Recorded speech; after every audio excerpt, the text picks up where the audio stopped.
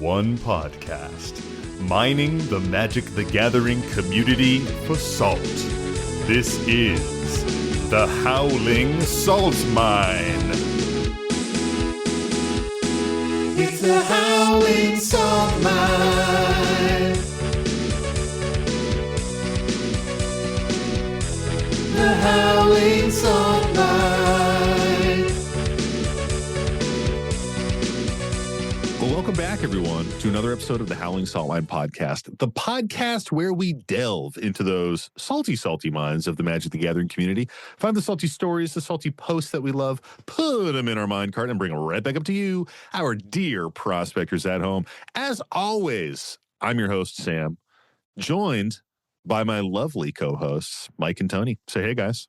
What up, what up, what up?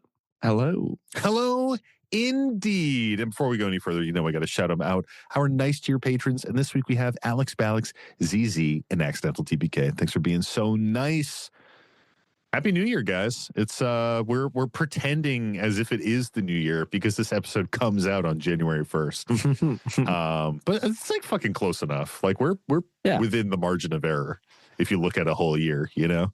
Yeah, I like being in the margin of error, you know? Plus or minus 5%, right? Mm-hmm. Hell yeah. Don't do the math. Don't do the math. I would have had to. Thank you for actively stopping me because I would have had to. Do you guys have any New Year resolutions? Oh, well, let me ask you this. Do you have a personal New Year's resolution? And do you have a Magic the Gathering New Year's resolution? Also, do you even fuck with resolutions? Is that like a thing that you do? I fuck with resolutions. Although I feel like I used to be really good about like picking semi-challenging, achievable things, doing them, and like You were feeling smart good about goaling it. yourself. A little bit, yeah. Yeah. Like actually. But it was like a useful thing. And so Achievable, measurable. I forget the other. Relevant, Relevant. time bound. Well, I think a lot of times I would be like, oh, I want to lose like fucking 20 pounds and I want to get like wicked in shape and do all these things that are just like semi-uncharacteristic in that it's like the level to which I'm striving is like too far. And if I had just bitten off some, because then you, like everybody, you get a month in, you're like, I'm not doing it. So I might as well stop, man. you know? Yeah. And I feel like that's the most common thing, but it like actual real work talk, like if you just make it fucking achievable and you do the thing, then maybe it's not so bad. So I do think I had been pretty good about that, like kind of years prior, but I feel like maybe the year before and last year I didn't really do that. Yeah. But this year I do want to lose some weight because I've been eating a lot and drinking a lot recently and not just not exercising at all. And I think I just want to get like back. But for me, it always centers around like climbing. Like right now, I'm in the worst climbing shape I've been in a long time. And my climbing partner is in like, not like what our peak was, but close to it. And I'm like, fuck me. And part of it is because I travel a bunch for work. Tony, and so it like makes it hard, but we got to climb together again because I'm still climbing twos. And hell we could, yeah, baby. You could just put in some reps with me for a little bit and then go back to climbing with your good climber friend.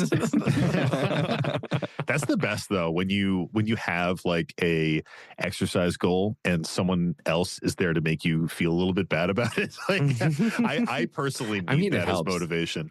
Like for the last like month, Caroline has been waking up at like 6 a.m. every day and working out in the basement. Whoa. Fuck. And like literally every day, like she's so fucking consistent with it. Yeah, and she's like, doing it. The last time I was really consistent with working out was like the first year we bought our old house. Like it's been a while. Cue the fucking music. Been a while. It's been a while. So You don't need the music when you got me on it, you know? It's very motivational, and that's mine. Like I want to fucking start working out every day again because I do enjoy it. You know, it's this stupid thing where Caroline and I always joke about it, where like we're stressed out, we're not feeling good, and then one of us is like, I'm just going to work out for a little bit, and then you come back up and you're like, everything's great. Hey, you know what? You know what's actually pretty good? Working out every once in a while. You know, all those fitness people online, they're actually eating right. They're kind of fucking right. Actually makes sense, you know? So like I I was texting with my buddy Maddie a couple weeks back, and our friend Juan. Tony's also good friends with Juan. Juan is like my old college roommate. Juan's lost a shit ton of weight. He exercises every day. Dude looks fucking amazing. He's just like completely turned his life around in this last year. It's so cool to see. And I was chatting about it with my friend Maddie because we were just like, man, Juan looks fucking incredible. And I was like, yeah, man, like turns out not drinking and working out every day does wonders. And Maddie was like, well, let's not get carried away. Yeah. And that's like exactly how I feel right now. I'm like, well, let's not get too carried away, right? Like I can still eat Cheez-Its all day, right? But yeah, I got to make some fucking changes in that regard as well. That's my goal. Yeah. Nice. Yeah. I think you said though also like a magic related one. Yeah, what's your and this magic might be goal? stealing it a little bit from Mike, but Mike has like pushed me to we should do a tournament in particular like at the beginning of next year. Yeah. And so I think I want to do that. But the other piece of that for me is I think I maybe want to play S tier Selvala in those tournaments, even though I think you should. Ob is like probably the one that I know better, but I have been goldfishing the ever-loving shit out of Selvala. Do you want to both? A tournament on both? Yeah, just do two. Like I probably could, but it's either way. It's like bringing peek behind the Selvala screen. We have a back place near us that does monthly tournaments. Like it's not a huge commitment for us to do a couple of them. You know? Yeah, bringing back Selvala though is part of I think the new year, new mission for me. It. Yeah, I feel that. I love that. I have one permanent New Year's resolution, which is always to look up more because there's a bunch of cool stuff up. And if more people had it, there would be less dumb points in horror movies too. So that would be a positive thing also. But I think in general, there's cool things up. Like looking up at trees is cool. Buildings are pretty cool. If you're in a city, like looking up is neat. Clouds are cool. The sky, clouds, the sky, like birds, dude. That's what I'm saying. I think there's cool stuff up there. So look up more. But this year, with my recent spate of ankle injuries, I'm also adding look down more. Now I understand why you hurt your ankle, dude. Yeah. You're like, yo, is that a crack on the ceiling? Whoa. No, I mean, the two of them together add up to also look at my phone less, which is always a good goal for this year. In the last couple months, I've added like timers to all the things that suck me in on my phone, like Instagram and Reddit and stuff. So I've put like 20 minutes on a bunch of things. So my goal is to get the timers on a bunch of the things I'm wasting time on down to an hour. So there's like in aggregate. So I'm only wasting like an hour of things across all of those different things. That's my my other New Year's one. That's great, man. And what's your magic resolution? I think my magic resolution, I'm pretty close right now. I for the most part processed the avatar cards. I'm just dealing with the Time Spiral remastered chaff that Tony offshot, which thank you for your donation to the bulk goblin. That's not much at all left over. That's kind of crazy. Yeah. And then I think that's pretty much it. I'm keeping all the avatar stuff in its own thing and not processing it into everything else too. So so I want to make sure I do another, like at least once a year, I want to do a trade-in at one of the conventions we go to as well. Same, dude. And do you have any of that like separated out right now? No, not yet. I mean, I do have like the higher like $5 and more cards basically pulled out into one thing. I haven't like gone through and found some of the other stuff like, Boomerang Basics from Avatar, which is like $7 or something. Yeah. Right now. Like I haven't gone through all the commons and uncommons as much. But I also want to make sure like actually build things out of all of the cards that I have more. So like Secret Santa decks are like the wheel decks I sometimes build with some of my hometown friends. I just want to be building things with cards I already have instead of buying shit. Always doing like scryfalling things and then buying a whole list of that. Yeah, I feel that in a big way. I feel like I have such a big collection, but I'm still just always buying shit online. Yeah, because I'm lazy and my collection's not organized. It's 100% it. That's the barrier. I feel like the part of the reason why I sized my collection so much is because even when I organized it, I still wasn't going and looking at I was still just like, I'll just buy the cards separate because it was like too much effort to like go through and do the thing. But you know what's fun with Avatar? We crossed over 30,000 legal cards for Commander. Wow. Oh, that's really? crazy, That's cool. dude. I didn't know that. That's a little fun insane. fact for you. That's a lot.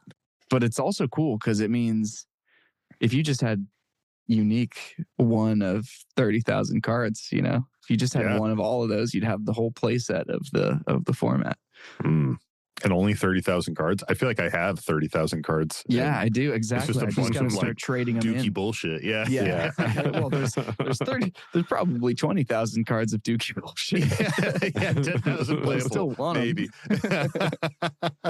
That's good. I mean, I already kind of mentioned my personal one, exercising more, but I really agree with what you were saying, Mike. Like less time on my phone.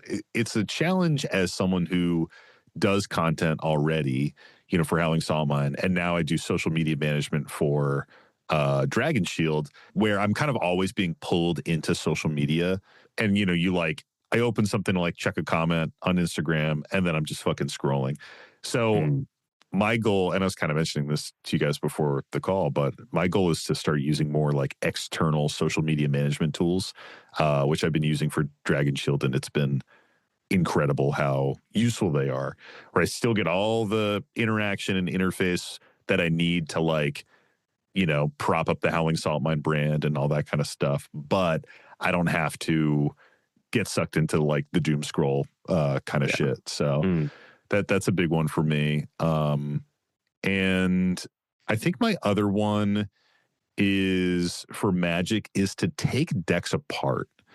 So like I want to organize my collection, and that's like an element of it. But I have so many decks that are not being played, full of awesome staples, and I'm just not using them. And they're also just eating up space on my shelf, you know? Yeah.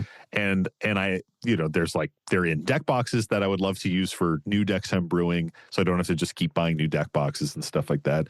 So there's like all these benefits to doing it. And I saw Bobby Christine. If people don't know Bobby Christine, she's an awesome creator. She's a member of the Birds of Paradise group.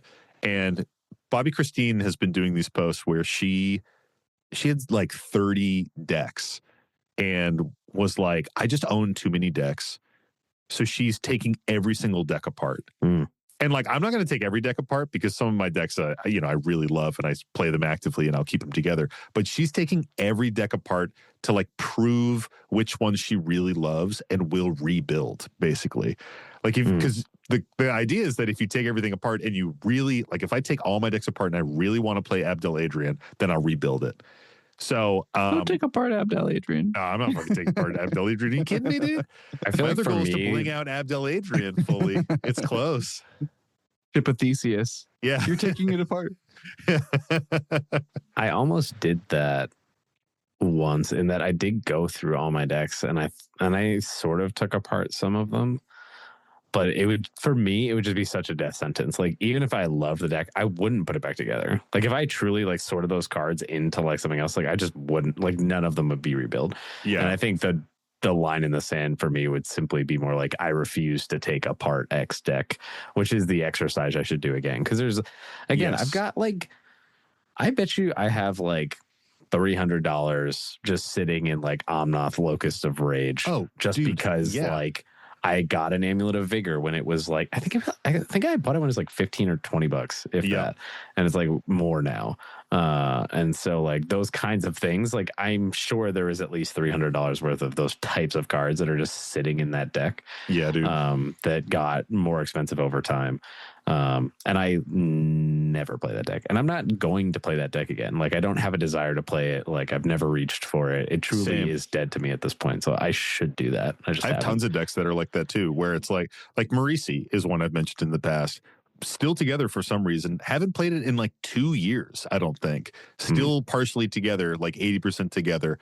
And there's good cards in there. And I think the other piece that I'm interested in is like looking through those decks and taking those cards out of the context of an old deck that I don't like anymore and I don't play anymore. gives me inspiration when I look at those cards. Because I'm like going through my Saheeli deck, which was very short-lived, and looking at the cards, I'm like, there's some dope shit in here. Like I could build this crazy Esper artifact deck, or I could build like a mono blue artifact deck that would be really fun, or like a like a Is It Planeswalker deck or something.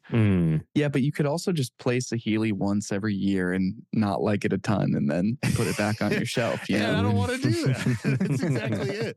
And that is what happens. I'm like, oh, I haven't played this in a while, and I play it, and I'm like, oh, this deck kind of sucks. That's why I don't play it. So that's the thing that I want to do, and part of that part of that task involves taking decks apart. Part of it involves organizing my collection. And also part of it is like brewing from what I have, like what you said, Mike. I think that's like a really fun thing. And I like to organize my collection into brew boxes. I really only, currently my CDH one is the only one that's together, but it's basically just a box of staples that are like color coordinated staples and like interesting cards. Those cards that spark inspiration where like you look at it and you're like, man, I could build a dope deck with this in there or something. And that's where I want to get back to, where it's easy to brew and I just have more capacity for brewing. Yeah. I think that makes sense. I feel like it always becomes hard because the cards that I did keep that are in my like little mini collection are things that I thought were interesting. Like everything in there it's in that vein of it's like I could see myself putting this in a deck someday, minus some of my chaff that I've added over time. But like for the most part, it is things I'm like, I think this is cool. But again, I'm an artifact of myself, and so I don't. I don't ever look in there. they're just there.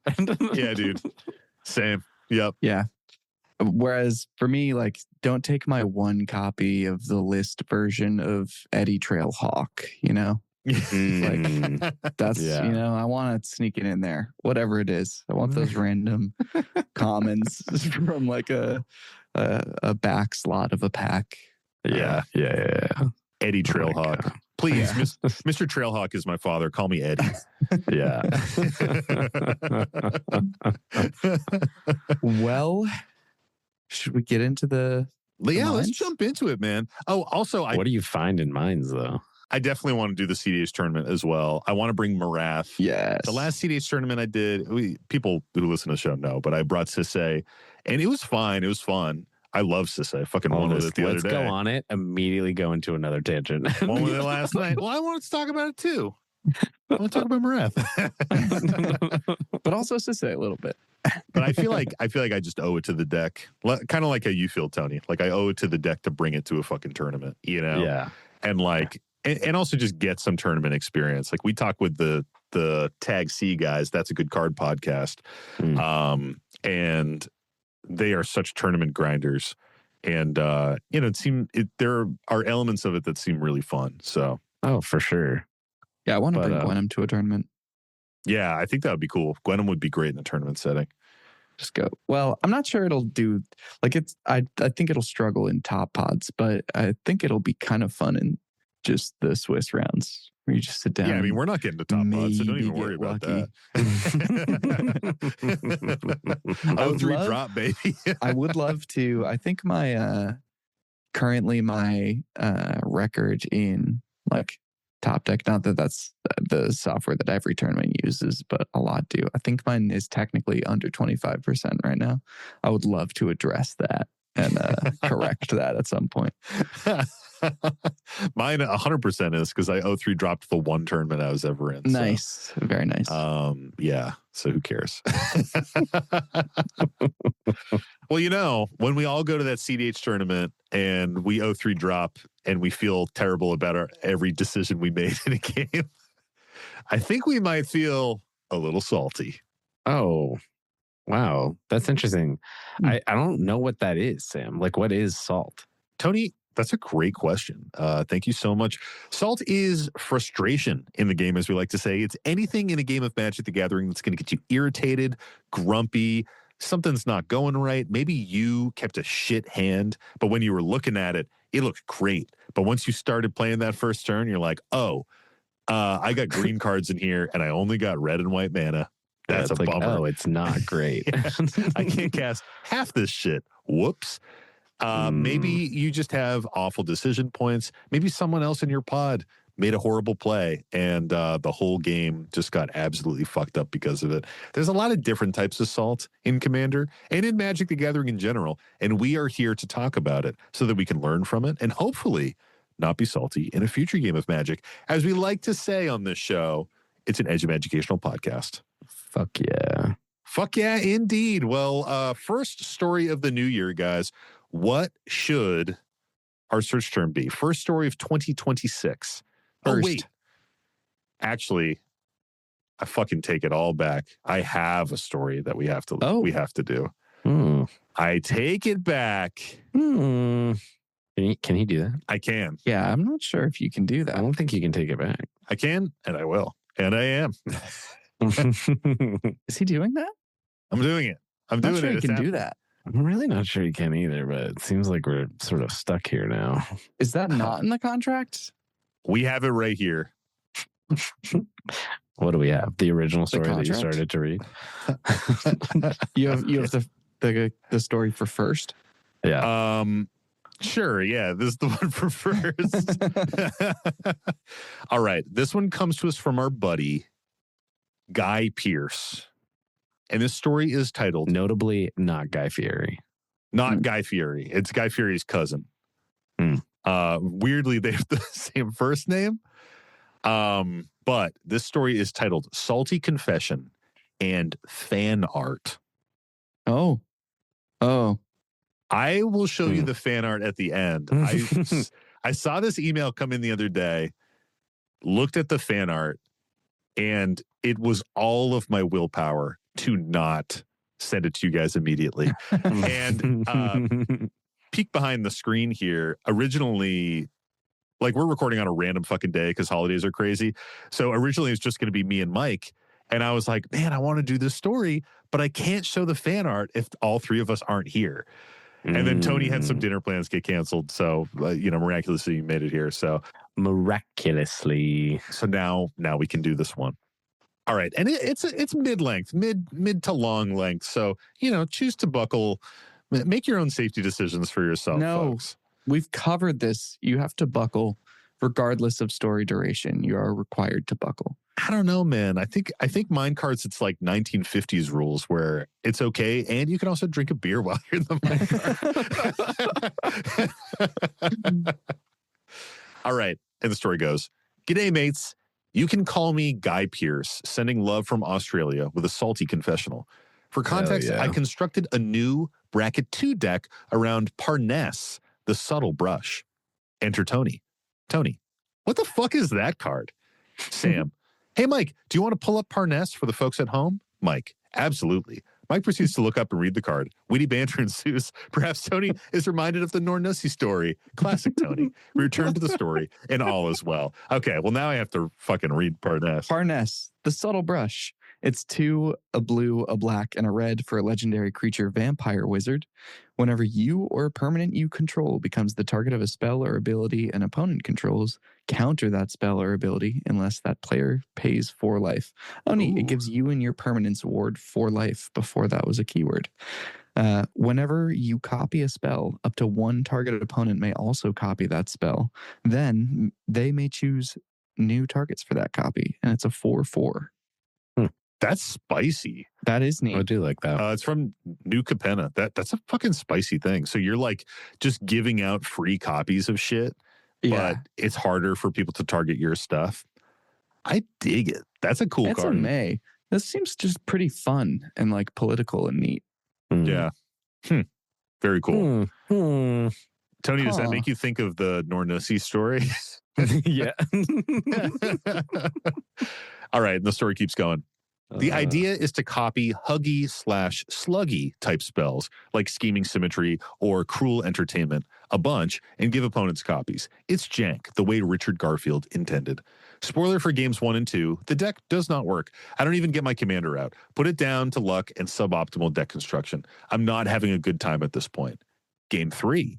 It's getting late-ish, so this could be the last one. I say, let's go spicy, boys. Buoys, it says. Let's go spicy, buoys.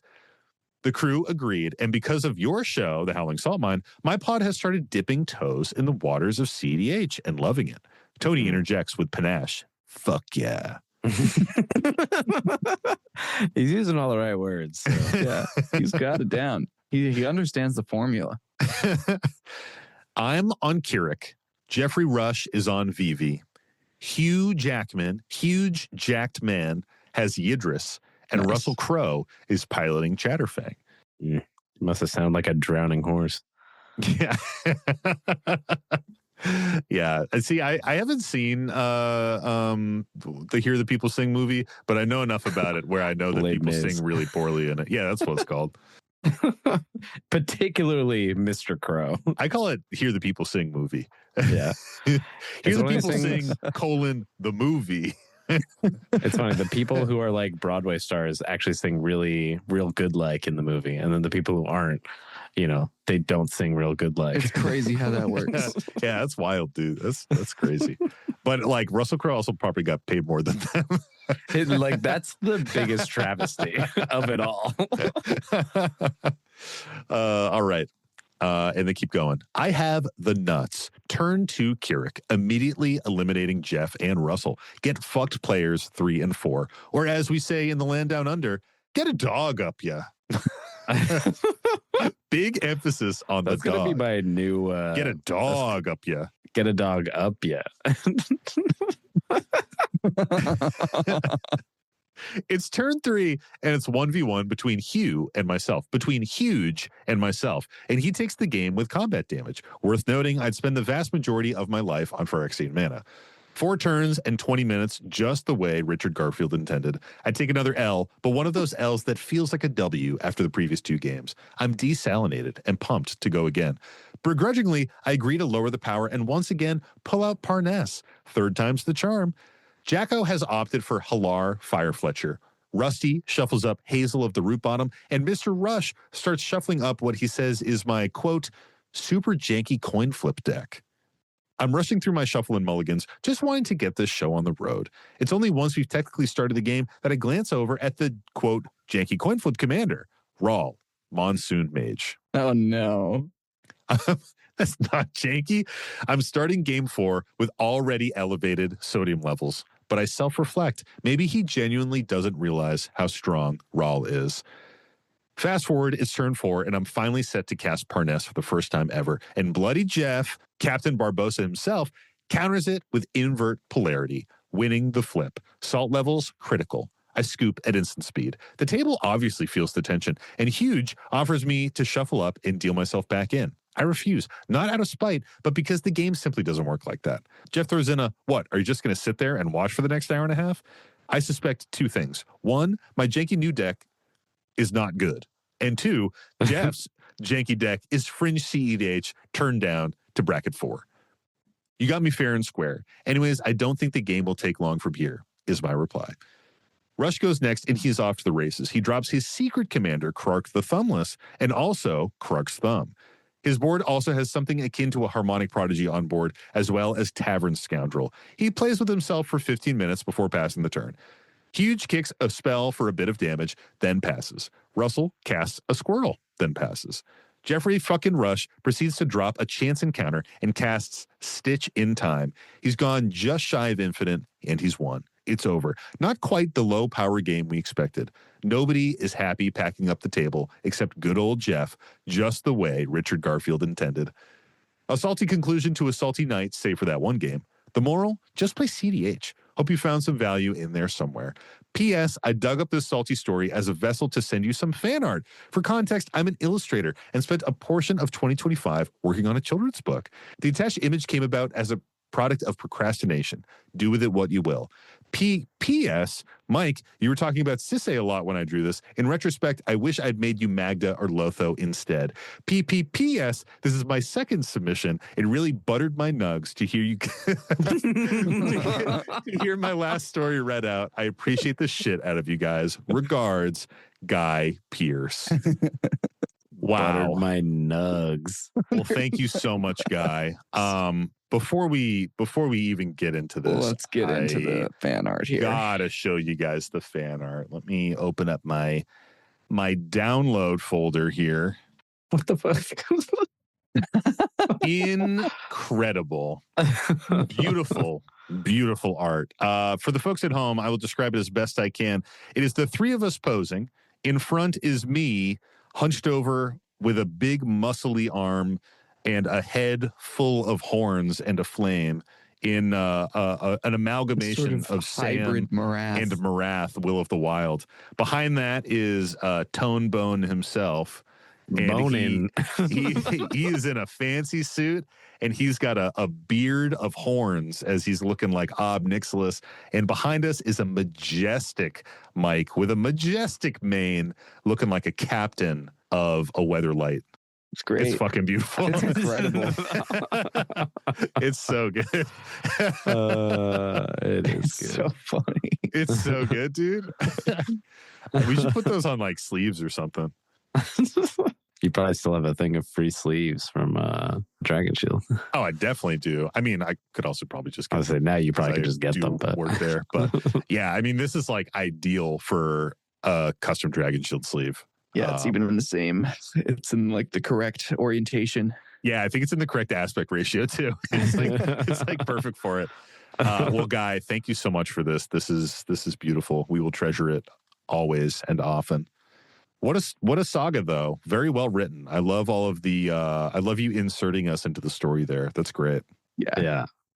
I love that, like, when something like this happens and I'm like, yeah, you got me right. Yeah. Some people will write something and it's like all over the place. It's like a little bit like me, but not that much like me. And I was just like, you know me. We're connected in some way. Like, you're saying the right things. They kept it simple. They stuck to the facts. They were like, Tony will probably say fuck yeah. Tony will probably, say, Laugh what the at fuck is that Nornussi. card? Yeah, he'll laugh at Nornussi. I love it. So an interesting night. You got 4 games. You lose 4 out of 4. One of them, the CDH game, feels really good. Feels like you did something. But it's really that 4th game, the powered down game, that makes you feel fucking salty. I mean, I won't lie. I'm doing it with our fucking patrons. I feel like I play games and people are like, oh, let's play bracket 3. I'm like, okay. So I grab one of my more mid decks. And then next thing I know, people are playing fucking Esper Sentinels and Teferi's Protection. And I'm like, what the fuck is happening? Yeah. Like, nice bracket 3. What the fuck is this? And they're in goddamn Esper, so they've got all the fucking tricks. I'm like, what? Like, what's going on? This is a 3? Like, I would have just grabbed Rafine if I was like, okay, we're just playing 4. Yeah, dude. I feel that so deeply into my bones. I think our pod, because we have been so insulated for so long, we've created this like mid power that for everyone else out there, they're like, that's fucking bracket 2. And we're like, no, this is the middle. There's a gap between this and 4. And they're like, no. Like for a lot of people out there, the brackets are all like as optimized as you can get, but the card selection is slightly different.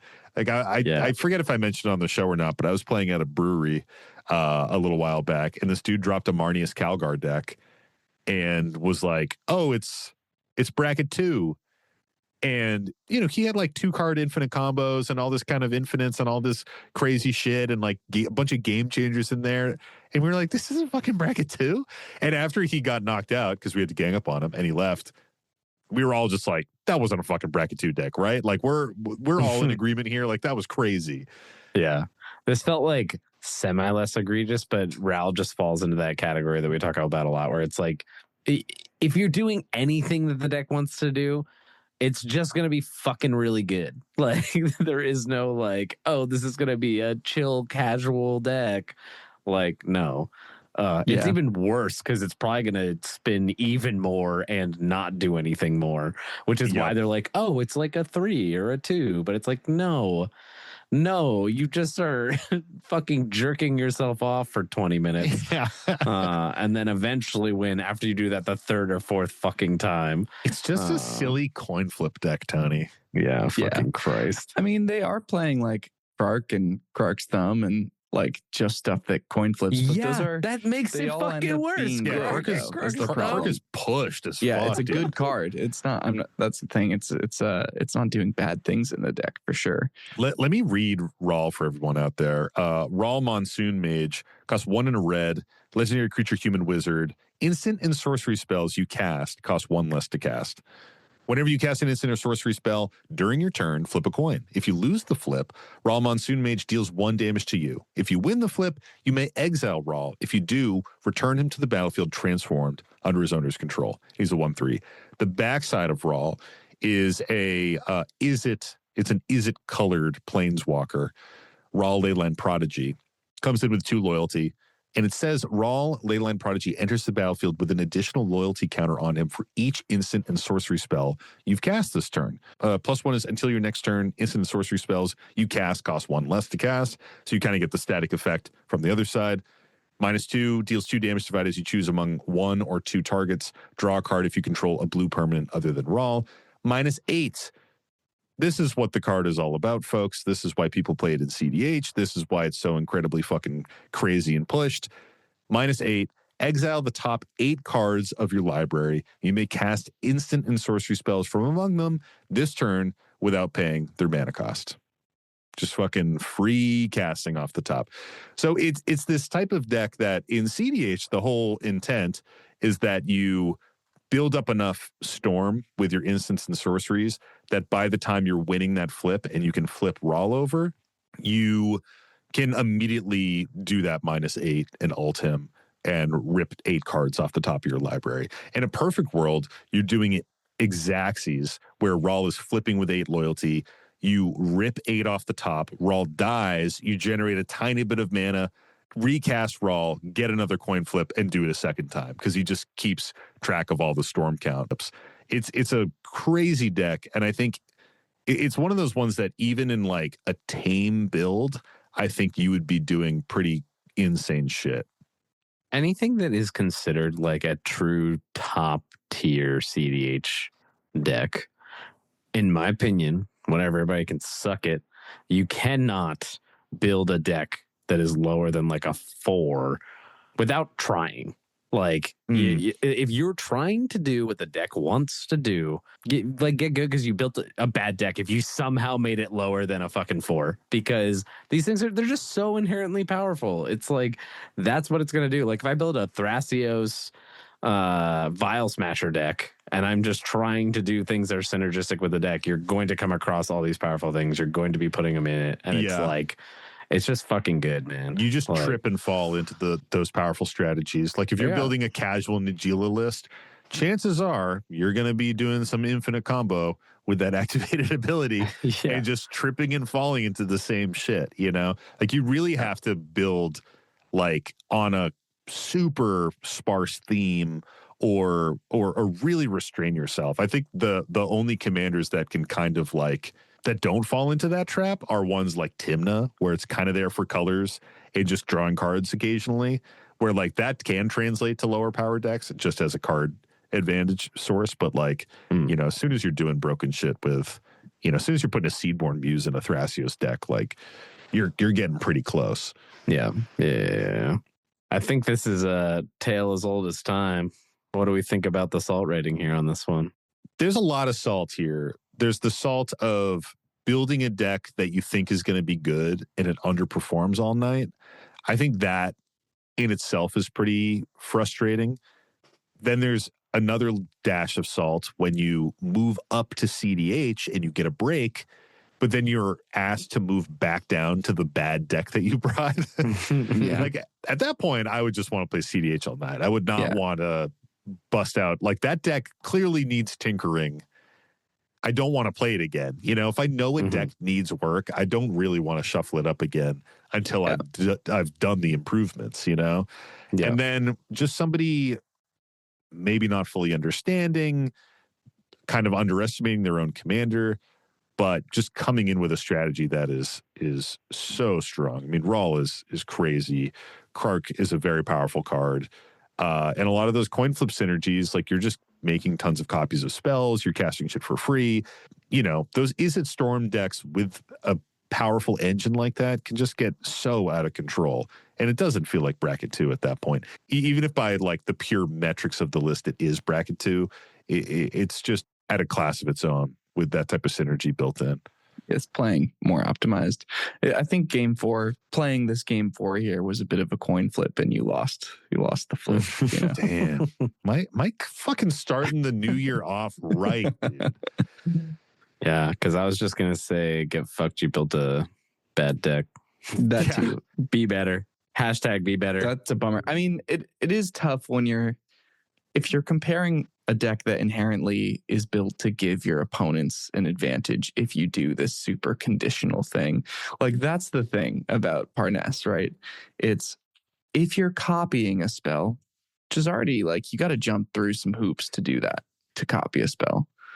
If you copy a spell, the payoff that you get from jumping through this hoop is that one of your opponents gets that spell that you just cast or copied.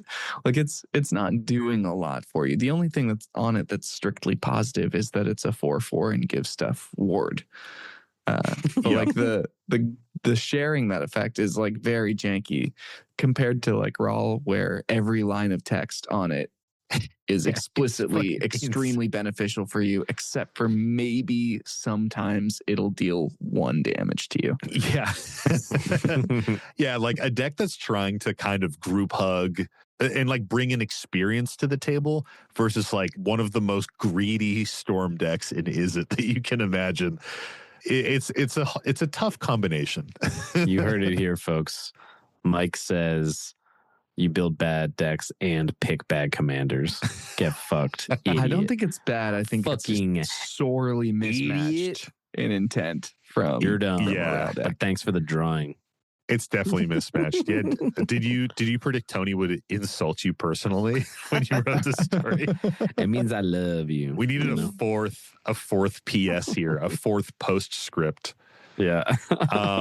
But seriously, thanks for the art. It is beautiful. And you're incredibly talented. And thank you for buttering our nugs with this beautiful art. My nugs have been buttered. If people don't know what buttered nugs is, I think that's like the title of the episode. You can just look up the buttered nugs episode.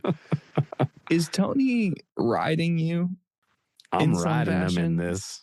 Yeah, That's Tony, what I'm saying. Yeah, Tony's either He's fucking either taking riding it right you now. or he's riding you. I'm pretty sure. I think you guys are both. I think I'm bottoming. I think I'm riding you and Mike's cuck watching. Oh yeah. I think we're fucking, and Mike is observing It's from sort the of captain's chair.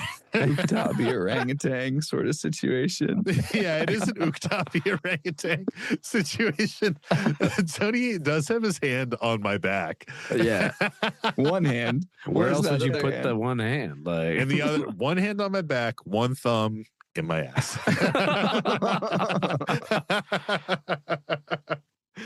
Oh, man. well, let's get further into the mind. Yeah, let's do it. Give me a search term, guys. What was the one you had before? First? Well, it was going to be first, but now it's got to be second. Okay. All right. Is that 2ND or is it SECOND? 2ND. I'm not searching that. I don't think we have that elite of warriors in our chat. I think it would just pull up dropping the all that second. lead wouldn't it? speak. Second gives us so many. Hell yeah.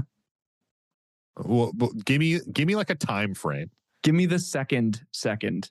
The second. Okay. Yeah. All right. This one comes just from our buddy, Modern Lover. Oh, And the post title is Nice. I Need to Get Sweaty.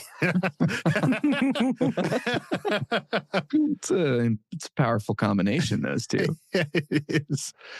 Oh, man. Wow. This might be a first for us. Let's get into it. So the story goes, hello there, salty folks. First of all, please excuse my English. I'm just 16 years old Mm. and from the middle of Europe. Mm. And well, they actually say from the middle of the Europe. Yes. So then Nice. why didn't you say that? Yeah. You can give it to I'm us doing raw some and editing. wriggling. I'm doing some editing. Maybe that was intended. We will excuse your English, but I will we might make a couple jokes. I started playing MTG by watching my older friends playing more than 10 years ago. When you were 6, bro? And eventually got into playing Modern, since that was the format all my friends were playing. I even remember playing 81 cards in my Gruul deck as a 7-year-old boy because they were all so good, and I didn't even understand the reasons behind a 60-card deck. Although we were playing mostly casual and less competitive decks, love my Sliver Modern build, I like to get sweaty a little bit and bought a Tier 2 Samwise combo recently. What's a Tier 2 Samwise combo? What does that mean? Samwise deck? Samwise combo deck, I imagine? This story happened at about a year ago and is not short. I love long stories and have no understanding for you hating them. So buckle up. Somehow it once happened that I sat with a 40 years old friend of my mother, let's call him Boomer, and 2 other guys I know a little bit for a game of Commander. It was not the first time I played EDH, but I had very little experience. Since I do not own any deck that contains more than 60 cards, I had to choose one from Boomer's decks. Although Boomer's decks were strong, they were pretty old and included rather dual lands or black-bordered old art Demonic Tutor, Alpha or Beta, than nowadays staples. Hey, Demonic Tutor is still a staple, baby. I'm not very familiar with staples in EDH, but imagine Solitude can make it easily. So I was looking through them for just a second, and then I finally choose one. I think it was Omnath Locus of All. Boomer said, okay, you can borrow it, but the deck is kind of strong, so you're probably going to win. I thought this comment was kind of strange, but I let it go. Boomer himself was on Animar, Soul of Elements.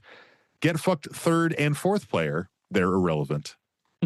I was able to develop some cool synergies in the early game, and things were looking good. I was enjoying the game. But a few turns later, Animar started to pop off, and as time was passing by, the number of dice on him was growing rapidly. My modern instincts told me to remove it as soon as possible, but here was the problem. I was not able to find a single piece of removal in my deck. I was starting to get upset during watching his board state getting bigger and bigger. I myself was just growing my board too, while praying to the salty magic gods to send me wrath or at least swords from the top. Sorry, bud. It's Star Wars swords wouldn't do it, but does have protection from white. Animar flashbacks, dude. It's like, it's so immediate. All 3 of us were immediately like, oh, buddy. Yeah, we know. Sweet summer child. You tried to remove it one too many times with just playing against Nick's Animar way too many times. We're like, fuck, you can't fucking do that. Sorry, man. It's not gonna do the trick. I was digging desperately, sweating at every draw step, but got just another big beater every single time. I would have never thought I would be grateful for a fight spell if I drew it, but this time I would have. The game eventually ended by Animar crushing all of us. I like Boomer, and I don't think they've done anything wrong, but just the straightforward playstyle of battlecruiser decks, which I also played, made me incredibly upset. And then it just took the comment of me having a strong deck, and I felt really salty.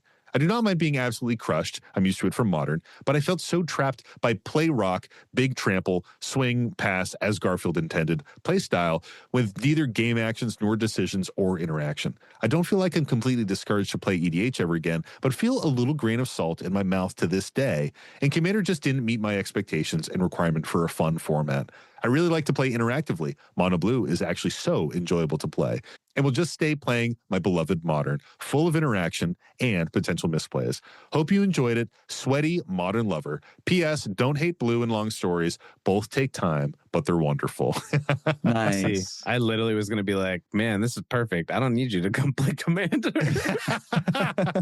Keep that blue bullshit where it lies. Nah. Tony, this is a Your boy. interaction This is a over young there. boy. Yeah. Bucks given none. Nah. I think in particular, you can experience this thing where if a bunch of people in a pod are all playing decks built by someone and that player is really into one style, you're going to not see a lot of the depth of what the game can bring. And even if you just have a pod that's very used to all playing that, like we all play a lot of pretty spiky kind of combo-y decks, even in our casual stuff. Sometimes they're kind of slow, but there usually is a bit of interaction and a bit of combo and a bit of like, okay, I can win from here kind of stuff. Yeah. And you could see someone showing up really hoping they were going to have we're all just going to run big creatures into each other atmosphere and then not enjoy the experience that, you know, they would have playing like a group of our decks. So Commander has the depth of Magic. Like the card pool is the modern card pool. It's huge. It's more than that. In fact, it's over the 30,000 cards. It's over 30,000 cards. So there is a ton of depth that you can do. It just doesn't mean that the decks that you're sitting down to play that with, like the first time, are going to have all of that depth. Yeah, it's hard because, like, you know, if Boomer likes a very specific style of play, but you are coming in, you've heard the show, you hear us talk about the interaction that we might have in decks. You know, how many times we've mentioned Swords of Plowshares on this fucking show, like so many times, you know, like you kind of do expect those things to come up. You expect some of those staple cards to be in an EDH deck when you borrow it from a stranger or buy a precon even. Most precons have fucking Swords to Plowshares in it. So you do expect that stuff. So it's weird when you're given something and it doesn't have that. It's kind of hard because, like, even when you're borrowing a deck from someone and you flip through it, I don't know if those things would jump out at me. You know, does it have the interaction? Does it have the right ramp? Like, I'm really just kind of getting like a very low level understanding of what is in the deck and the general vibe. Yeah. So Commander has what you want in it. You just have to build your own decks, dude.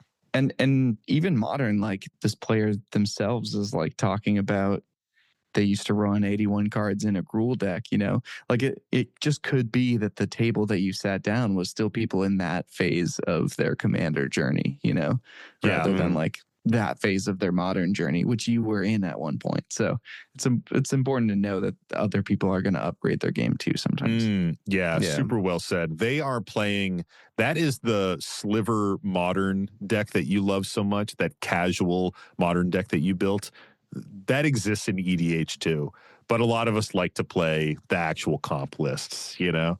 Yeah. And if you really want comp, I mean, CDH is right there, and it's a great time. Yeah, I mean, CDH is what will give you the interaction you're talking about. Yeah. Like, it'll guarantee that's where there's, yes. Yeah, that's a good way to put it. You're going to like the way you look. You're going to like the way you look. I guarantee it. If you really like certain Modern archetypes, a really cool thing is to take those archetypes and try to translate them into Commander. Yeah, like Lantern Control. Yeah, dude. Like some of those things for sure. Ken Bauman would always take these like combos from super old decks that, you know, in like Standard were really powerful, or other like legacy formats, these like legacy combos, and then take them and build them into these kind of janky EDH decks, but it was super cool to see them pop off. So you can take a lot of inspiration from your favorite format of choice and like flip that into an EDH deck and get a lot of joy out of it. Well, what do we think about the salt rating here on this one? It's big salt, man. I mean, I think having a certain expectation going into your first EDH game and not getting there, and then being frustrated by like the deck building and the gameplay, it's kind of just a miss on all sides. It's no wonder you walked out of this saying like, maybe that format's not for me. I think the biggest salt here is you're getting a strong deck, you're probably going to win. It's like, okay. Oh yeah, dude. That's you're either deflecting super early into the game, which is like, at least let us shuffle up before you start deflecting on who the threat is, or you're like setting this person up for failure, because chances are, no, they're probably still going to have like a 25% chance to win. And then if you're playing Animar and you know you've got a bunch of bullshit in there too, it's probably, I don't know, that comment would really just set me off on the wrong foot for this. Especially when someone has it's the 4-color Omnath, so it has other colors in it. That's the 5 Locus of All. Was that it? Yeah. Oh yeah, it was Omnath Locus of All. Yeah. Yeah. So 2 out of the 5 colors in your deck are immediately nullified by by your opponent. Like, I don't know. Whenever you borrow decks from someone and there's kind of like a clear mismatch of power levels, or there's like a clear like silver bullet situation going on, and the person who let you borrow a deck is the one with the advantage. You know what I mean? Like giving someone a deck that has like black and white in it, as likely the removal colors, maybe there weren't any removal in the deck truly, but as likely those colors, and then you play a deck that has pro white and black in it, just feels kind of bogus to me. Like, just let them play Animar and you play the deck that has a bit of a handicap. You know what I mean? Mm-hmm. Especially when you're like a 40, 50-year-old dude playing against a 16-year-old. Like, just let him fucking win, man. Another story, guys. Yeah, one last one. Should the search term be third? I was going to say drag. Drag these nuts across your chin? I was going for drag queen, but, you know. That was sick. Did you see that post, Tony? Which one? The post of there's a prospector that made a drag deck. A drag really? deck. For the deck yeah, exchange? you should go. For the no, deck I didn't exchange? see that. No, not for the deck exchange. I think for their partner. It was really cool. They had like a couple altars. I think it was Queen Marchesa and it was RuPaul as Queen Marchesa. And then did you see the Mike made a great joke and everyone fucking laughed. And I'm not being sarcastic. It was a really good joke. Was it And we in did all Bling? laugh. What's it? What It was in channel? Chit Chat. It might You'd have probably just have been to in scroll Chit Chat. back like a bit. Did you guys see RuPaul on Jimmy Fallon relatively recently? There's just this like funny line. I don't watch Jimmy Fallon, nor do I like him. And I don't watch Drag Race. Okay, all right, never mind. I'll just, all right, so what do we think about the next story? Yeah. Hey, I'm just setting expectations here, man. I came across a video where RuPaul is on there and he's like, I'm so glad that we have a drag queen on here for the first time. And RuPaul's like, a drag queen? And Jimmy Fallon's face drops. He's like, oh my God, I'm getting fucking canceled. And she's like, a drag queen. And then she's like, I am the queen of drag, honey. And he's like, oh my God. Yeah, I've seen that video. So that's all it was that I was trying to highlight that I figured you saw. So drag, Tony, you want to do drag? All right, man. We got a lot for drag.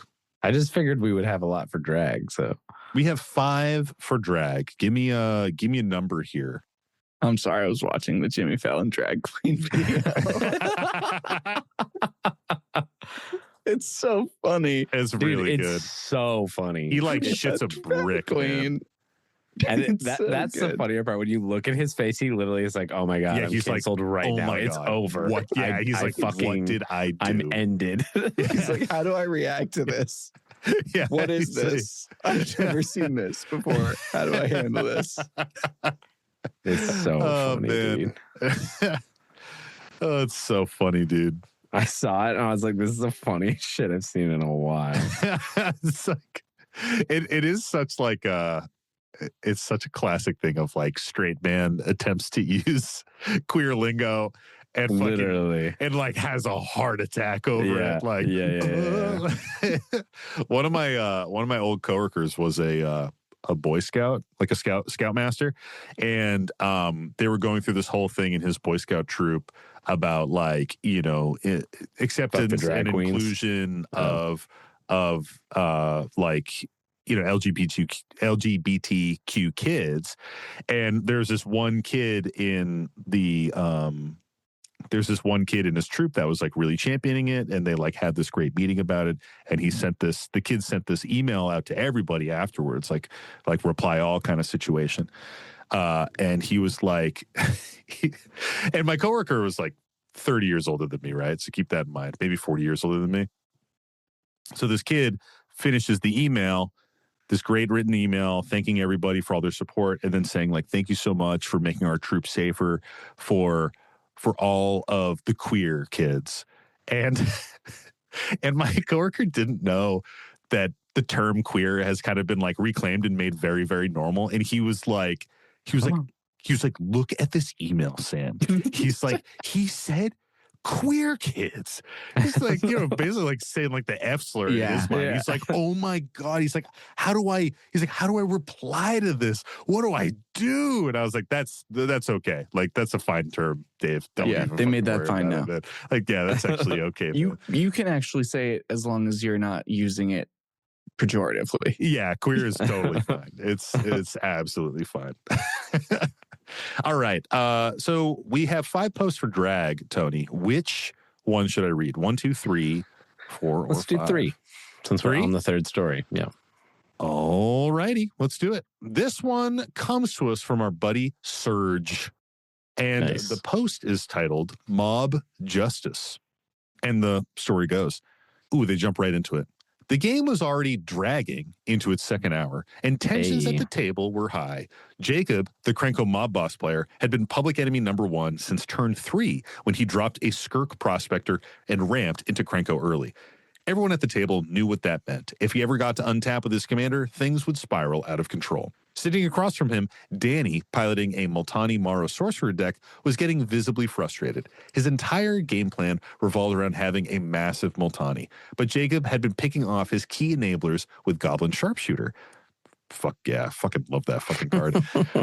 Love it when you have it. Hate to see it when it's on the other side of the table. Love to have it. Oh, man. Yeah. Keeping his hand size manageable and his general weak. Every time he tried to stabilize, another wave of goblins would flood the board. Then it happened. Jacob slammed Illusionist's Bracers onto the table and equipped it to Krenko.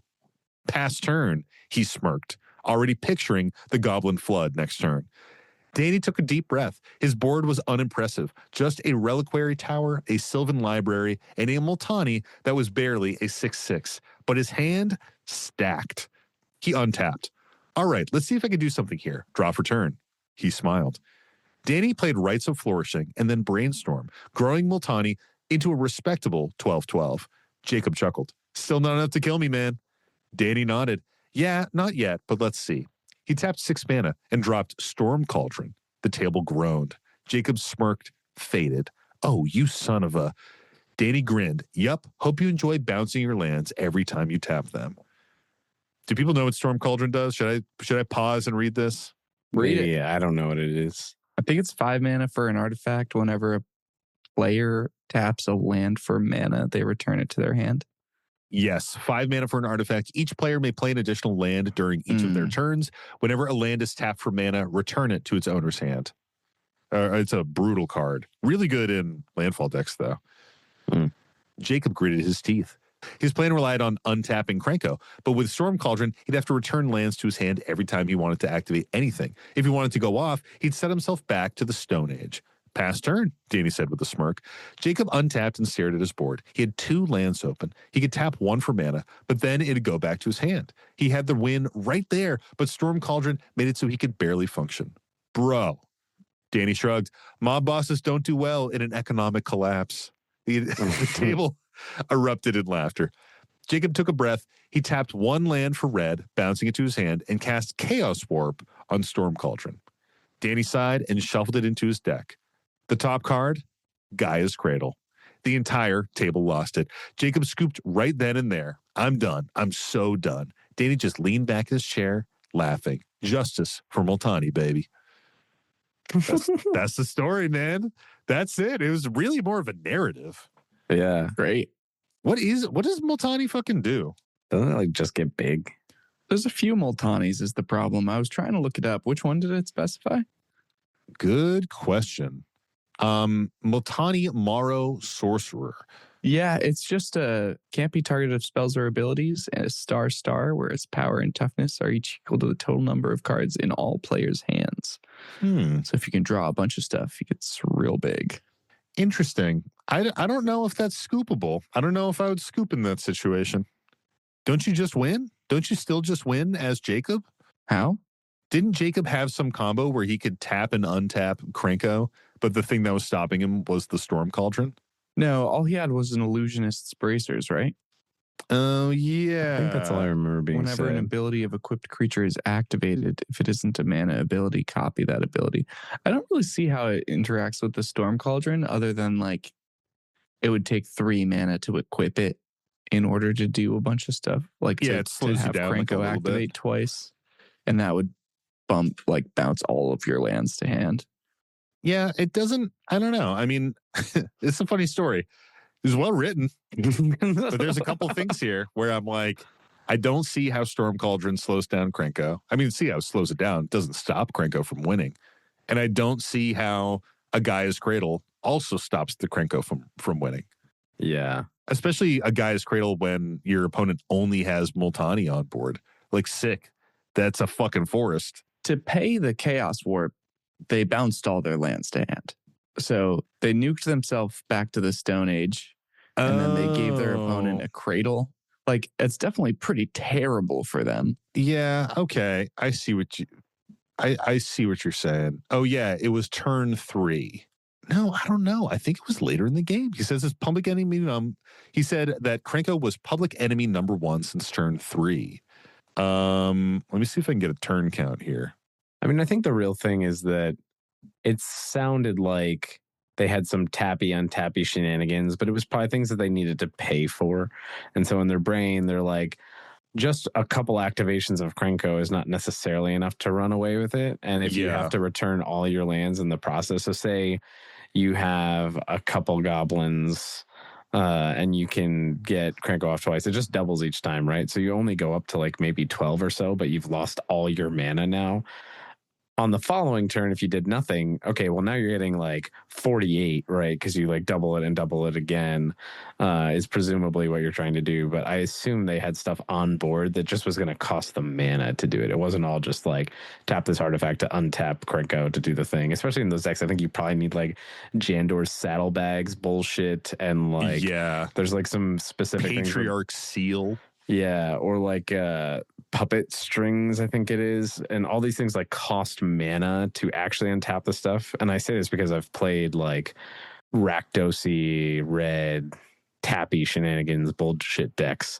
And there's like, if you were in blue, yeah, fuck blue. You can do whatever the hell you want. And there's tons of stuff to untap and tap target creatures. But like for the Krenko player, I assume they'd need to pay mana to be doing that. That's kind of what I was thinking. Probably too. What they're like talking about here. They're like, well, fuck me. I don't have any answers because I'm just a Krenko deck that just wants to do this. And like now, if I tap my lands, I'm going to get fucked. So I'm just done. And like you said, Mike, he probably returned all of his fucking lands to then just ramp his opponent. And he's like, I'm over it. Like, I don't want to play out the rest of this game and do this slowly, perhaps, is where I'm guessing this all is sort of coming from. Yeah. I think you're reading between the lines well there, Tony. But there's just some things that don't add up. Skirk Prospector, sack a goblin for a red mana. You tap Krenko, you untap it and retap it. Who the fuck gives a shit about land at that point, man? You got so much red mana just sacking excess goblins to Skirk Prospector. True. Like I would be totally fine bouncing 4 lands and making 8 goblins. Was there something making everything a land? No, I don't think so. Oh, it's the goblin sharpshooter, right? There's a sharpshooter out too. Doesn't somebody have a sharpshooter? Yeah, there's a goblin sharpshooter out too. Does the Krenko player have that or somebody else? Krenko's got it. Oh. So he can just be blasting stuff too? Be doing a little ass blasting. You know, the problem is that he didn't have a goblin Sharudagard out because then he would have won. Yeah, because then you could be regenerating for sure. Hey, it's just, I mean, I don't know. It seems like maybe the Krenko player just got overwhelmed with salt and literally just scooped. fucking yossed right out of there. Yeah, I think it's a true on salt scoop here. But like, you were still... Yeah, hey, Krenko player, you were still fucking winning, dude. Like against a does Multani even have trample, man? I don't think it does. Multani doesn't even have trample. One fucking stray goblin will block Multani. Yeah, you were fine, dude. You were totally fine in that game. Well, what do we think about the salt rating on this one? I'm like, I'm getting a little salty. Yeah, I just bought a bag of salted potato chips and there's no salt in there and I'm confused. Yeah, you're like, what's going on? Like what? Like, where's the salt in here? What happened? Yeah, I don't think there's any salt in the story. Yeah, you bought a bag of salted potato chips. And then you finish the bag, and at the bottom of it, there's a packet of salt. And you're like, why? Like, why is this like this? Why did I need to add this? Why was this not already on there? Like, what have we done? Like, what are we fucking doing right now? Exactly, dude. Yeah, it's a weird story. I had it all along, but I just didn't because it has this like back and forth of like, man, like we're really putting it to the Krenko player. You really got to stop him, which of course you do. It's pretty classic Krenko stuff, but I don't know, man. It seems like you're doing fucking fine. Skirk Prospector is the thing that really makes me scratch my head. Yeah, no grains of salt. I award this one. Well, is it that time of the week, Sam? Tony, I guess it is that time of the week. Oh, baby, will lay it on me. What time is it? It's the time of the week That comes every week. Every motherfucking week, baby. It's the time of the week where we say, Mike. Mike. Sorry, what was that? Mm-hmm. What's the salty card of the week? Salty card of the week this week is... Should all prospectors send their salt into our salty mine?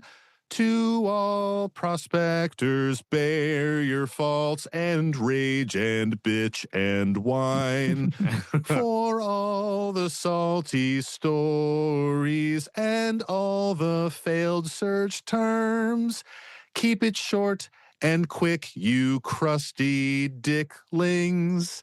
In this howling salt mine, raise a glass of Malort and get fucked if you're fourth in this howling salt mine.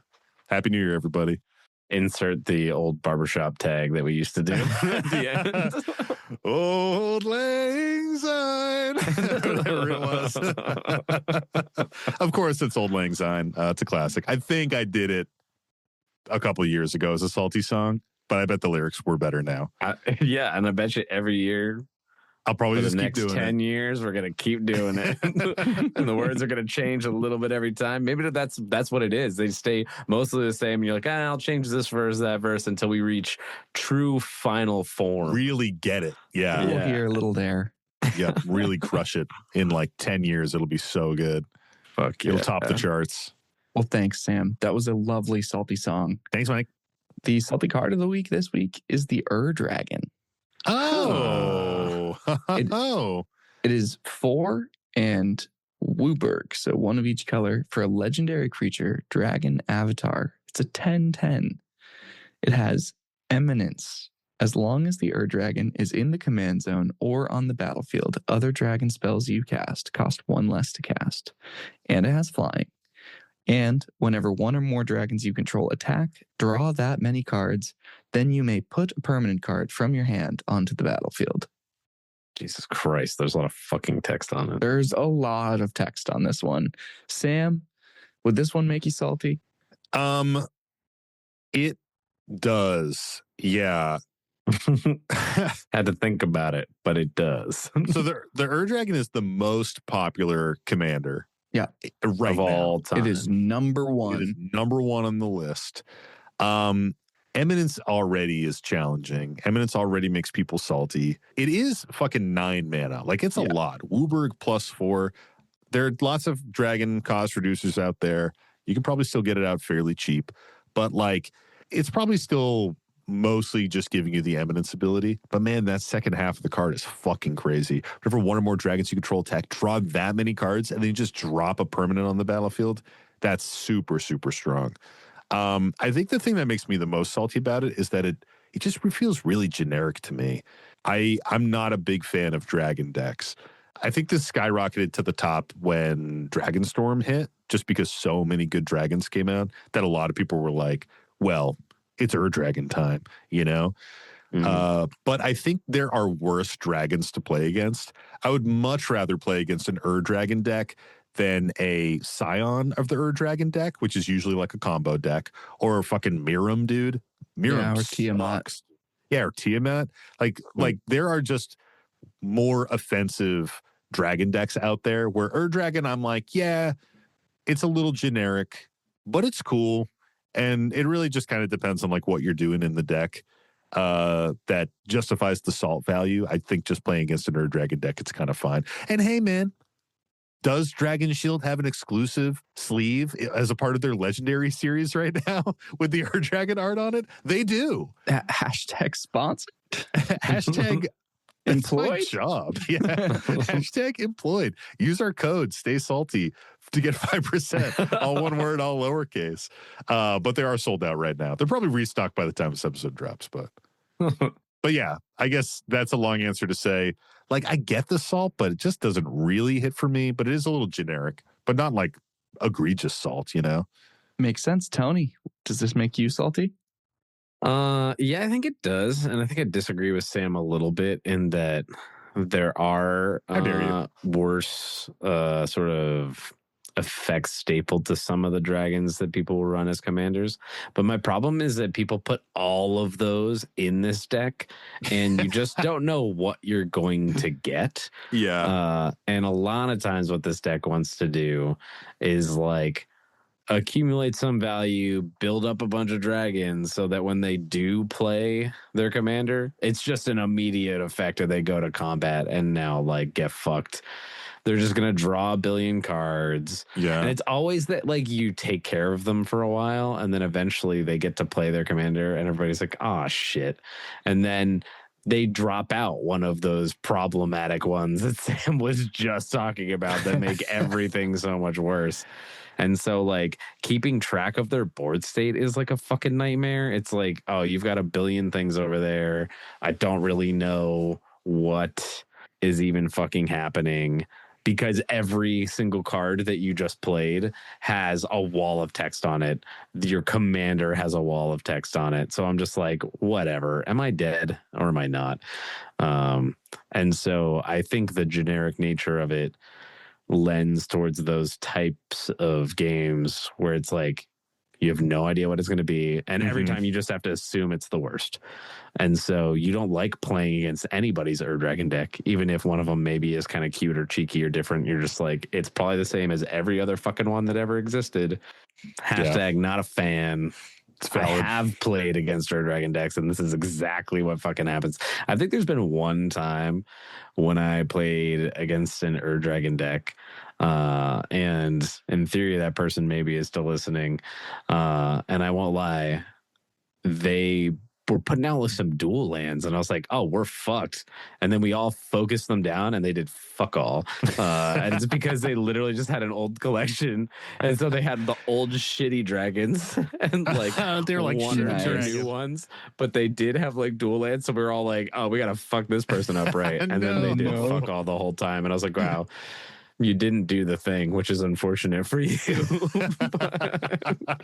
Amazing. Yeah, that's valid. How about you, Mike? How does this card make you feel? I think you guys touched on a bunch of stuff. I think it's interesting that it is ranked number 1. I feel like that is tough. It means a lot of people have an experience playing against an Dragon deck. I think also it's interesting, like it's a pretty potent Eminence, and you know, the creator of Eminence is on record saying that he felt like Eminence was a mistake when he designed it, or at least how it was implemented. So it's got to he thought it because it fucking was. Yeah, it's got to get some dings for that. And then I think one thing that's really painful about it is if a player has an Dragon deck, you know, it's 5 color. So if you're just a casual like, oh, I'm really just gonna slap all my fun dragons in, it's a great spot to house that. As you pick up powerful cards, it's going to make sense to put those powerful cards into this deck. Like, oh, I'm an Dragon player. Oh, I opened a Smothering Tithe in this pack. That's super cool. I'm going to put it in because it's good in this deck. Oh, I found a Rhystic Study. I'm going to put it in the deck. It's going to just be good. Oh, I could put a Tutor in. That maybe gets me some good stuff or some. Oh, I found a Mox Jasper Opal. Right. Some of the good rocks. I can run some of these nice rocks or something. Like if you have good cards, this can fit them. And I feel like you're just going to encounter a lot of really good cards in this typically, because people will take it's like Dragon feels like a fun deck to have be like the pinnacle of your decks that you have, you know, like, oh, I really love dragons. I'm going to put all my good stuff in it because that's the one I've got that I really juice up. Yeah. And so I feel like people probably have experience playing into that. Yeah, it just becomes this like at higher levels, like a bracket 4 Dragon deck is like a 4-color soup deck with just staples, like 4-color staple soup with banger dragons inside it. Or, you know, the worst offensive thing is it's just a 5-color Miram deck and you fucking tutor up Miram as fast as possible and then play the deck.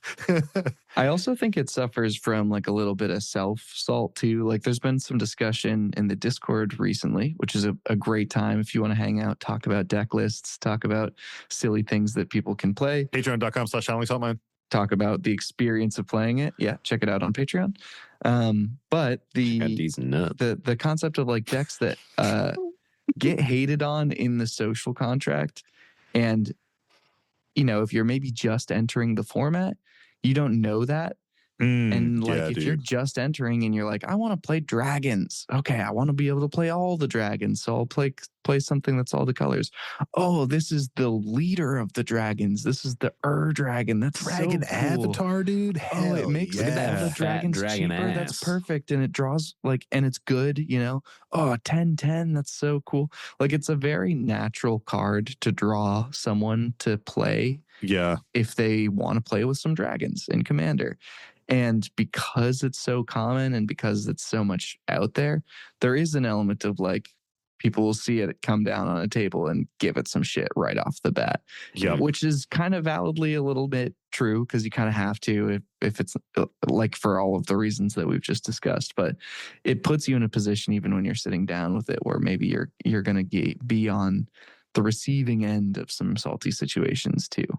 And like you mentioned the eminence factor here, and you know, there's like 5 commanders with eminence in the game. 4 were printed back in Commander 2017. Dragon, Edgar Markov, Arabo, Roar of the World, and then Inala, Ritual Mage, I think it is, right? Yep. Yeah. And then there's the 5th one that was released like more recently. But out of those 4, the 2 that are the biggest problem is the Dragon and Edgar Markov. Edgar Markov definitely like takes the cake. Dude, Inala's a CDH jammer. Not really anymore, man. No one's playing Inala. Spellseeker and a black mana and you win the game. Yeah, I don't think people are playing it though. It's out there. I'm sure it's out there, but like I think as at, is like Selvala and Morath. Yeah, exactly. I think at casual tables, when it comes to eminence effects, Dragon and Edgar Markov catch the most heat. And like the Dragon pre-con is like $200 or $300 now. Like, you know, it's just an expensive card. We didn't even really talk about the price. It's an expensive card. The art treatments for it could be really expensive. Like There's you said, some it's very popular. hot treatments. So people want to buy it. God. So yeah, there are some hot art treatments. I mean, even just the OG art is fucking badass. So yeah, there's a fucking Future Sight version of it too. I think there's like a billion versions of this. There's a lot going on with Dragon for sure. Yeah. So where do you think it lands in the top 300 saltiest cards off of EDHREC? Wouldn't you like to know, Mike? I would like to know. Give me your Mike guesses. does Give know. them to me It's now. us who want to Give know. them right now. But he wants to No know more where time. we think it is. Write them down. I want to Stop know. yelling at me. I have mine written. I am ready. Okay, tell me. I don't have mine written yet. Tell me. I need to think a little. Tell me. No thinking. I was thinking when you were talking. I just didn't. I just wasn't listening at all. And I was thinking about my number. Inala has 5 top 4 placements in 2025. Wow, that's actually pretty good. Inala is sick. It is a 6 CDH deck. I just don't think it's as maligned in casual as Dragon and Edgar Markov. I think we're talking about Dragon though, so I've got my number. All right, then what is it? We were waiting on you, Tony. Yeah, we were waiting literally buying time. We were buying time for you, and you're acting like we were Hey, against shut the you. fuck up. 125. And I think it is 90.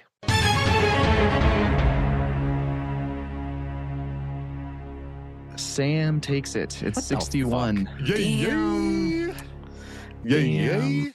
I metagamed a little bit. I'll admit I He looked at the metagamed. list. I figured Mike had mentioned in a previous episode that there were a few that were still in the top 100 that he was hanging on to for a special occasion. And I thought maybe the first episode of a new year would be a special occasion.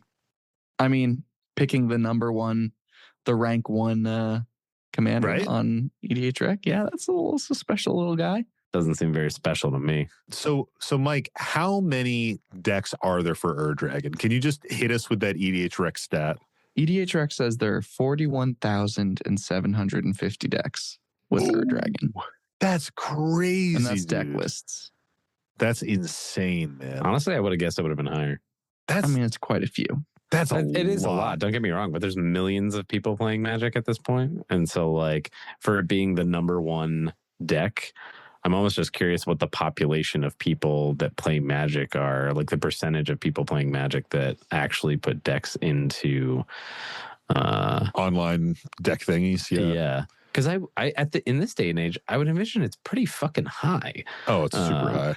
And so that's why I'm like kind of surprised that it's only 41,000. I would have guessed it to be higher.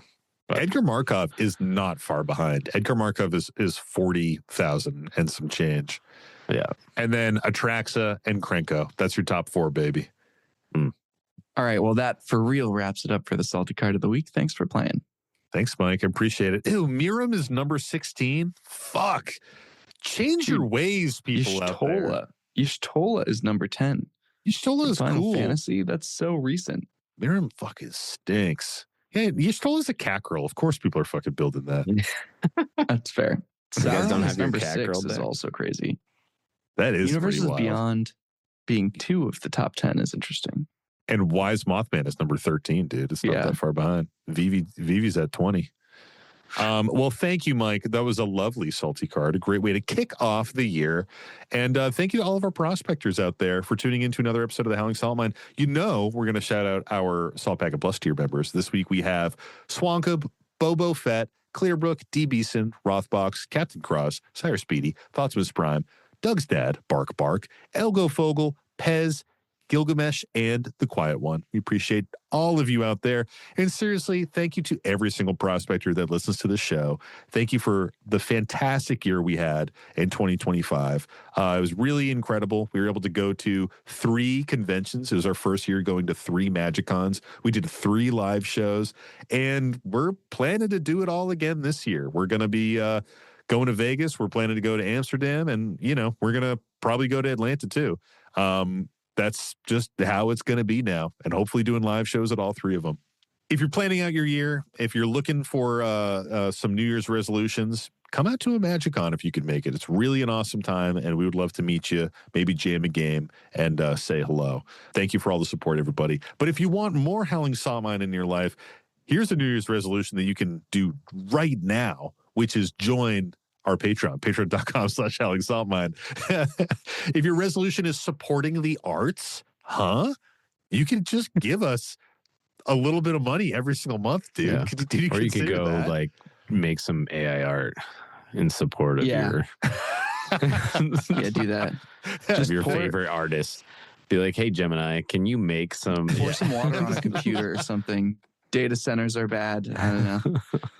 Jump into our Patreon. We've got a bunch of bonus content on there. We have a fantastic, thriving community. We do Patreon game nights, and there are pickup games happening all the time, man. I mean, if you're looking for a nice, comfortable, safe place to play Spell Table with other people, the Howling Salt Mine Patreon is a great place to be doing that. Other ways you can help support the show, send us your salty stories. It's a new year. We need more salt. We're always looking for it. You can send that to our Gmail, which is thehowlingsaltmine@gmail.com, or you can send it to our website. We have a website with a form that you can fill out, and you can find that at howlingsaltmine.com or thehowlingsaltmine.com. We've been inconsistent with the for 3 years, and we're going to be inconsistent with the keep on that for another however many part years of we our keep doing bones. this. Yeah, it's in the fucking contract. We have to be inconsistent. Another way you can help support us is to check out our merchandise. We have our playmats over on Jank Mats. We have shirts and stuff on Bonfire. And we also have our custom Dragon Shield sleeves over on the Dragon Shield website, which you can check out. We have our 1-800-ARE-YOU-FLAPPIN' sleeves on there, and we also have our logo sleeves on there. And if you're buying anything else off the Dragon Shield website, you can use our, like those Dragon sleeves I mentioned, you can use our code, which is Stay Salty, all one word, all lowercase, and that's going to get you 5% off your purchase. We really do appreciate it when people use that. Another way you can help support us is to give us a 5-star review in your favorite podcast app of choice, Spotify, Apple Podcasts, all that kind of stuff. Right now we're at like 1,100, probably pushing 1,200 5-star reviews in Spotify. I'd love to hit 2,000 by the end of this year. That'd be fucking amazing, man. So we'll make that a little private goal. That would be pretty cool.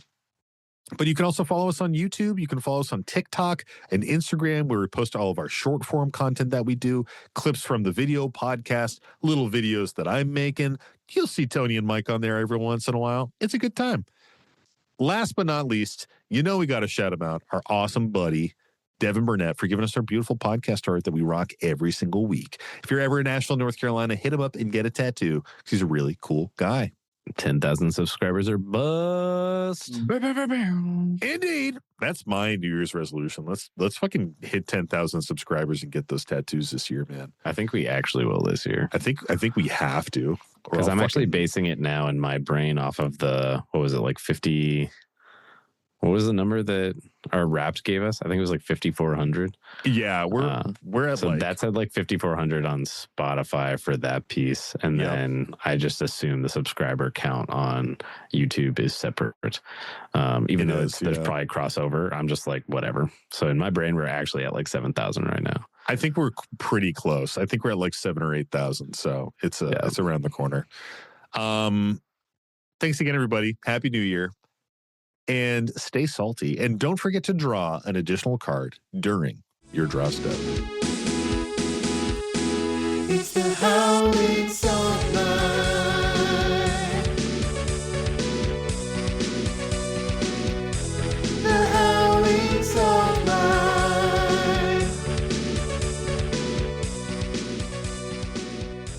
That can't stay in.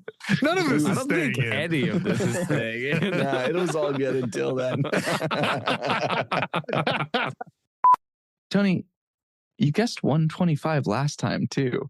Did I? Yeah. I mean, I tend to create some anchors. Like, it's not like I got it right last time.